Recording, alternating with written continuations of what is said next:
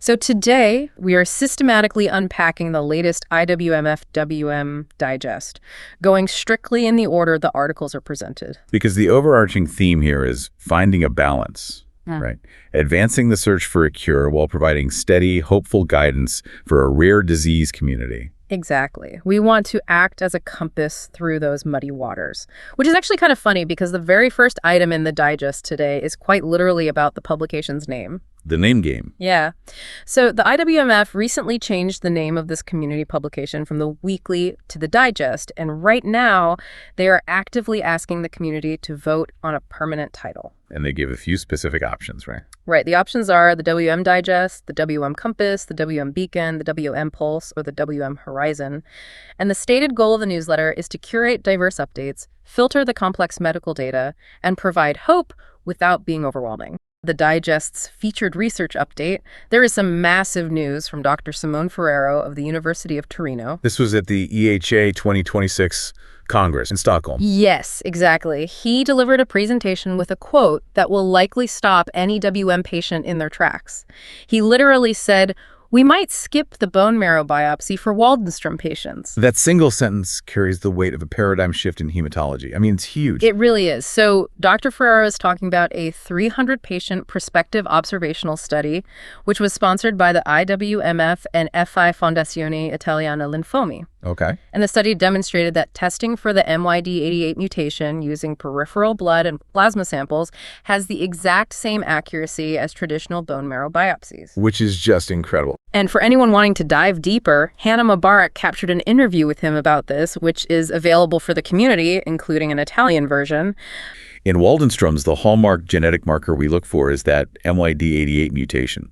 Historically, medical technology just wasn't sensitive enough to detect those minute traces in the bloodstream. So you had to go to the source. Right. The only way to get a definitive picture was to go directly to the factory floor, the bone marrow itself. Yeah.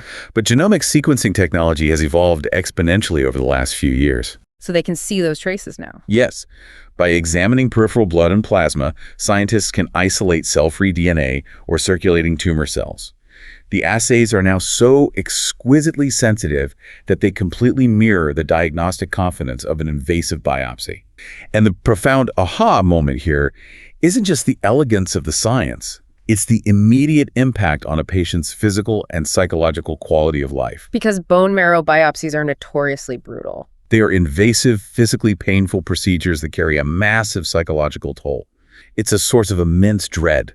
Bypassing that entirely removes a thick layer of trauma from the patient's experience. And when a breakthrough like that hits, patients suddenly have to make new choices about their care.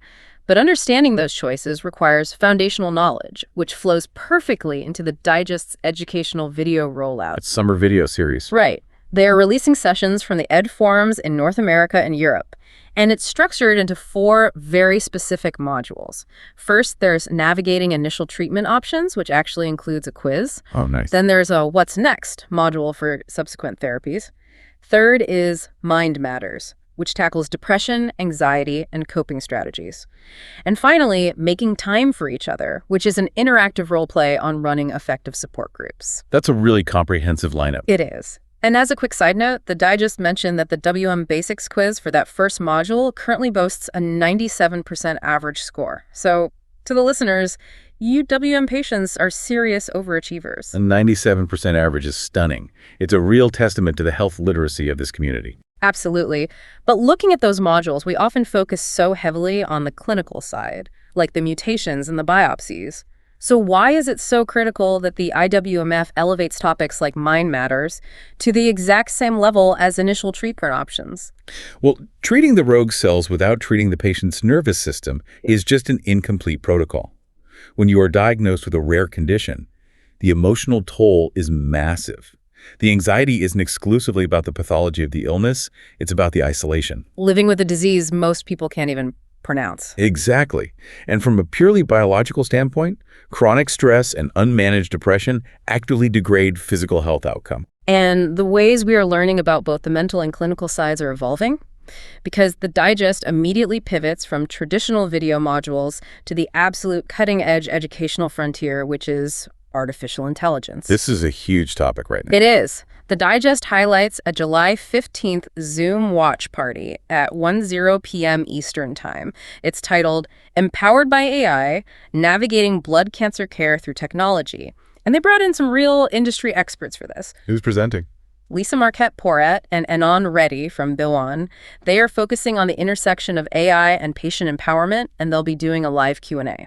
But I have to be honest here. When I hear AI, I sometimes just picture a frustrating, automated customer service bot that won't let me talk to a human. Which is a very common concern, yeah. How can AI actually be used to empower a blood cancer patient rather than alienate them? It's completely valid to hesitate because, let's face it, a lot of daily AI is used as a barrier to cut costs. But innovators like Porat and Reddy are using it differently. They suggest AI might be the ultimate tool for filtering the exact complex medical data we talked about in the very first segment. But while AI and Zoom watch parties connect us digitally, there really is no substitute for physical connection, which leads right into the Digest's global community updates. The in-person gatherings. Yes. On June 20th, there were two very different events. First, a gathering at the Queel Cancer Support Centre in Portlaoise, Ireland, that was led by Bob Perry and featured expert insight from Carmel Waldron and Melissa Martin of St. James's Hospital. Wow, a great turnout of experts. Yeah. And then, thousands of miles away, the Minnesota and Western Wisconsin Support Group hosted a summer picnic in Oak Park Heights, USA. The Digest made a specific reminder that in regions with harsh winters, these summer gatherings are especially meaningful for shared encouragement. And again, Hannah Mobarak captured the photos for this. It's great they document that. It is. But of course, if you couldn't make it to Ireland or Minnesota, the Digest ensures no one is left isolated. They have a lineup of highly specific virtual support groups and financial lifelines. Right, because geography shouldn't be a barrier. Exactly.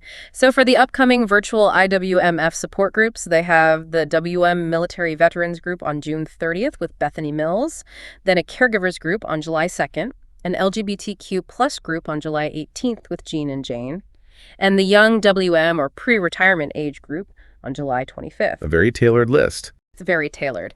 They also announced that U.S. patient funds are currently open through the HealthWell Foundation, Cancer Care, and Blood Cancer United, moving from medical treatments and financial support to the holistic, everyday practice of simply living in one's own body. The Integrative Wellness Program. Exactly. The Digest details the July wellness calendar, their monthly wellness newsletter, and they highlight a specific 30-minute guided exploration of the breath from the Just Breathe class with Anne McMullen, the director of Integrative Wellness. A fantastic initiative. Looking back at our journey through the Digest today, we really covered the entire spectrum. We did. We went from the search for a new newsletter name to set the right tone, to Dr. Ferrero's revolutionary blood test replacing bone marrow biopsies. We navigated AI innovations, global community picnics in Ireland and Minnesota, highly specific support groups, and finally, the power of a single breath. And it all connects. I'd like to leave you, the listener, with a final concept to mull over. Consider the profound ripple effect of Dr. Ferrero's research from the beginning or a deep dive. Right, the blood tests. Yes, if a simple blood test can truly replace the physical trauma of a bone marrow biopsy, how much of the anxiety and emotional weight we discussed in the Mind Matters and Just Breathe sessions might naturally alleviate. Wow, that's a great point. It removes a massive trigger. Exactly. As medical technology evolves to be less invasive and more precise, could the ultimate side effect of these clinical breakthroughs simply be peace of mind? We hope you enjoyed this edition of the WM Digest on the Go, and we'll catch you next time.